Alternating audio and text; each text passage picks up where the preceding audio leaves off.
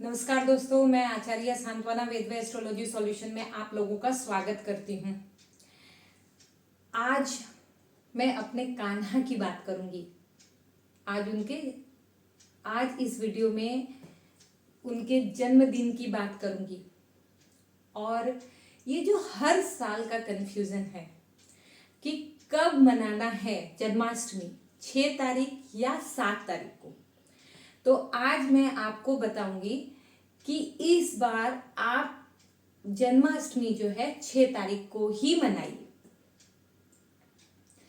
बहुत सारे व्रत उदया तिथि से भी मनाए जाते हैं, लेकिन 6 तारीख को जन्माष्टमी मनाना है।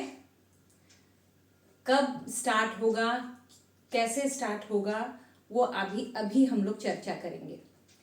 उसके पहले एक रिक्वेस्ट, यदि आपने मेरा चैनल अभी तक सब्सक्राइब नहीं किया, सब्सक्राइब कीजिए, पसंद आए और ये वाला वीडियो तो जरूर आगे कीजिए, क्योंकि सबको ये जानने की उत्सुकता है कि कान्हा जी का बर्थडे जो है, जन्माष्टमी जो है, किस दिन मनाना सही रहेगा।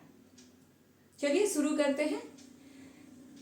शास्त्र में जैसा आप जानते हैं कि कान्हा जी का बर्थडे जो है भाद्र मास होना चाहिए, कृष्ण पक्ष होना चाहिए, अष्टमी तिथि होना चाहिए, रोहिणी नक्षत्र होना चाहिए।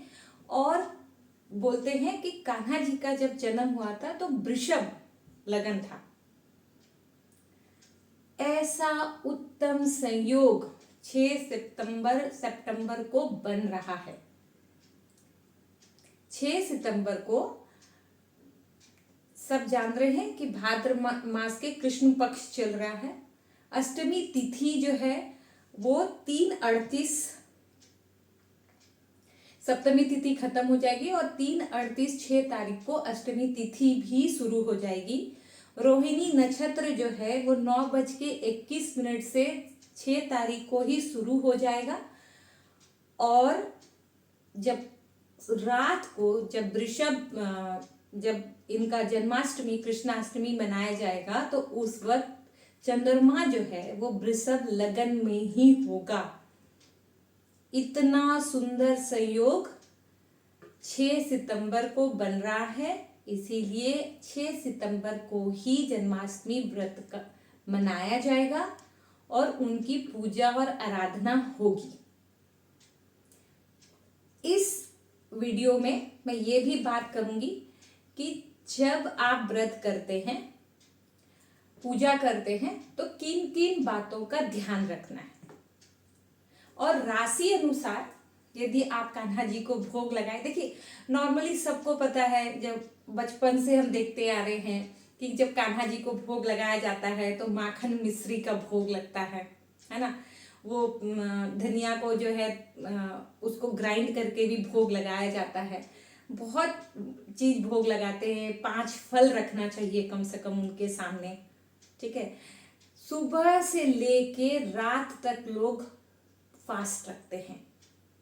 सब जानते हैं कि कान्हा जी का जन्म 12 बजे रात को हुआ था।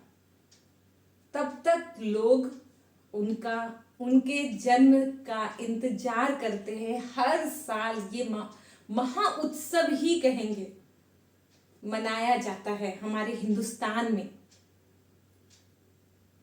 और उनके बर्थडे के बाद ही 12 बजते ही उनका जन्म होता है, मंदिर के पाट खुल जाते हैं, उनका मंत्रोच्चार से, पंचामृत से उनको स्नान कराया जाता है, उनको वस्त्र पहनाए जाते हैं और तब जाके प्रसाद ग्रहण किया जाता है। जो नहीं कर सकते व्रत, पूजा आराधना तो कर सकते हैं, वो जरूर कीजिए, क्योंकि ऐसा संयोग हर बार, कभी अष्टमी तिथि नहीं आती, कभी रोहिणी नक्षत्र नहीं होता, कभी वृषभ राशि में चंद्रमा नहीं मिलता, बहुत सारे कंडीशंस अप्लाई हो जाते हैं। लेकिन ये संयोग ऐसा है कि आप पूजा व्रत कर लिए, आराधना कर ली, तो इनसे बड़ा दाता कोई नहीं। किन बातों का ध्यान रखना है। देखिए, जब कान्हा जी का आप भोग लगाते हैं ना, तुलसी दल जरूर रखना है। और शाम के समय देखिए 12 बजे रात को आरती होती है मंदिर में। नॉर्मली देखिए बहुत भीड़ रहता है, बहुत क्राउड रहता है, लेकिन आप मान लीजिए नहीं जा सकते, आप 12 बजे रात को पूजा नहीं कर सकते, तो शाम को भी कान्हा जी की पूजा करनी है आपको। झूला लगाना है उनके लिए।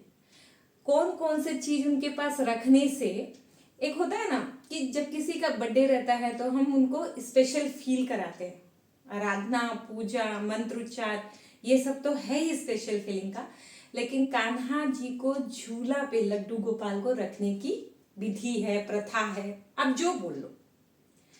कान्हा जी मोर पंख धारण करते हैं, तो आप मोर का पंख कान्हा जी को धारण करवाइए।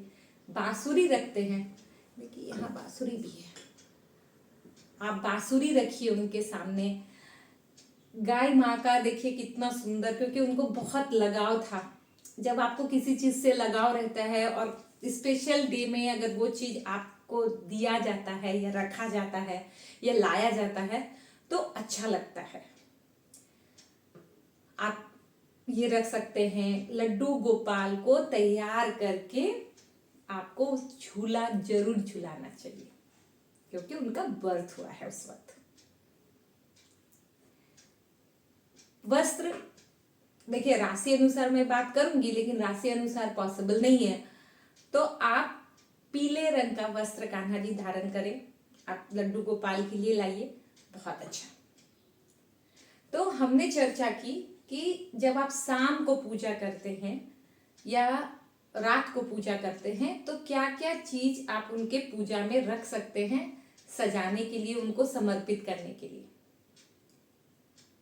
फिर से रिपीट कर देती हूँ, मोर का पंख जरूर रखिएगा, आप झूला जरूर रखना है, उसको अच्छे से डेकोरेट करना है। कान्हा जी को पीले वस्त्र देना है, तुलसी दल चढ़ाना है। देखिए रात को बोलते हैं तुलसी नहीं तोड़नी चाहिए, तो आप कुछ तुलसी बिफोर सनसेट तोड़ के रख लीजिए। फूल सबको पता है, पीला फूल चढ़ाइए, लाल फूल चढ़ाइए, आप चढ़ाइए। आप मोर पंख, बांसुरी, ये जो गाय माता है उनका पिक्चर्स लगा सकते हैं, एक अच्छा डेकोरेशन कर सकते हैं, अच्छी बात है। 5 फल मिठाई भोग में रखिए। राशि अनुसार बात करें तो देखिए अगर आप मेष राशि के जातक हैं तो आप लाल वस्त्र पहन सकते हैं, समर्पित कर सकते हैं, खुद भी धारण कर सकते हैं, समर्पित भी कर सकते हैं। और बूंदी का लड्डू, माखन मिश्री कांस्टेंट है, ठीक है, बूंदी का लड्डू साथ में आप भोग लगाइए। वृषभ राशि के जातक हैं, माखन मिश्री के साथ आप दूध का भी भोग लगाइए। मिथुन राशि के जातक हैं, आप माखन मिश्री का भोग लगाइए, कहीं कोई इश्यू नहीं है। कर्क राशि, आप भी दूध का भोग लगाइए। वृषभ राशि के लिए दही भी लगा सकते हैं, आप दही रख सकते हैं। कर्क राशि, दूध का भोग लगाना है आपको। माखन मिश्री, 5 फल जो आप घर में मिठाई बनाते हैं वो सब रखने के स्थान पे साथ साथ अपने राशि अनुसार भी अगर भोग लगाते हैं, क्योंकि अल्टीमेट क्या है, जब हम पूजा करते हैं, व्रत करते हैं, कान्हा जी का जब सब हो जाएगा उसके बाद आप ही उस चीज को ग्रहण करोगे, ठीक है, तो वो आपके लिए अच्छा रहेगा। सिंह राशि, आप माखन मिश्री का भोग लगा सकते हैं। कन्या, आप भी माखन मिश्री का भोग लगा सकते हैं। तुला राशि और वृषभ राशि के बारे में दही का भोग लगाइए। धनु और मीन राशि के जातक जो हैं वो बेसन का लड्डू का भोग लगा सकते हैं सबसे। और मकर कुंभ भी आप माखन मिश्री का भोग लगा सकते हैं। फ्रूट्स भी आप रख सकते हैं। आपने भोग लगा दिया, आपने पूजा कर ली, आप मंत्रोच्चार कर लिए, लेकिन एक चीज जब हम स्नान कराते हैं ना कान्हा जी को, तो उस वक्त ये ध्यान रखिएगा कि पंचामृत से स्नान कराएं तो ज्यादा अच्छा है। मंदिर में आपने देखा होगा कि प्रॉपर पंचामृत से पहले स्नान कराया जाता है, फिर प्लेन जल से कराया जाता है उनको। तो पंचामृत का स्नान जरूर करवाइए। पंचामृत में सब लोग जानते हैं दूध होता है, दही होता है, शक्कर होता है, शहद होता है और घी होता है। तो उससे कान्हा जी लड्डू गोपाल को आप स्नान कराइए। बहुत पावन पर्व है। कृष्ण एक अपने आप में संपूर्ण मंत्र है। आप नॉर्मल मंत्र जो बोला जाता है, ओम नमो भगवते वासुदेवाय नमः, आप जाप कर सकते हैं। आप कृष्ण का राधे कृष्ण भी बोल सकते हैं। आप सिर्फ कृष्ण जो शब्द है वो भी बोल सकते हैं। पूरे मंदिर में आप देखोगे हरे राम राम राम हरे हरे, हरे कृष्ण कृष्ण कृष्ण हरे हरे, इन मंत्रों का भी जाप होता ही होता है। मैं बोली ना, कृष्ण वर्ड ही अपने आप में एक पूरा विश्व है, एक पूर्ण अनुभूति है जिसको बोल सकते हैं। मनाइए। वैसे एक बात मैं बहुत अच्छा बोलना चाहूंगी, लोगों को ये कंफ्यूजन होता है कि किस दिन व्रत करें, किस दिन उनका जन्माष्टमी मैं मनाऊं। मैं क्या करती हूँ, मैं दोनों दिन मनाती हूँ। एक दिन उनका जन्माष्टमी प्रॉपर जैसे होता है, पूजा पाठ मंत्र ये सब करती हूँ पंचामृत से। दूसरे दिन भी बैठ के अच्छे से भजन करती हूँ, साथ में उनका बर्थडे सेलिब्रेशन करती हूँ। उनको भी अच्छा चीज खाने का शौक है। पूजा करने के लिए फिर भी एक कंफर्मेशन चाहिए कि भाई हम किस दिन व्रत जो करते हैं ना, वो बड़ा इंपॉर्टेंट है। चलिए इस महापर्व का स्वागत करते हैं और कान्हा जी का बर्थडे, कान्हा जी का जन्मोत्सव हर्षोल्लास के साथ मनाते हैं। नॉर्मली बर्थडे के लिए हम लोग सामने वाले जिनका बर्थडे रहता है उनको शुभकामनाएं देते हैं, लेकिन यहाँ पर कान्हा जी हम लोगों को आशीर्वाद दें, हम लोगों के जीवन में जो भी मनोकामना हो उसको पूरा करें।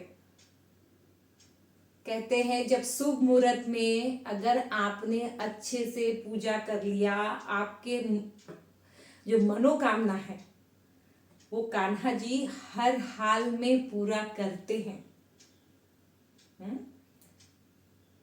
तो इस विश्वास के साथ जय श्री कृष्ण और हैप्पी बर्थडे कान्हा जी। उम्मीद है मेरे द्वारा दी हुई जानकारी आपको पसंद आई होगी। धन्यवाद। राधे गोविंद।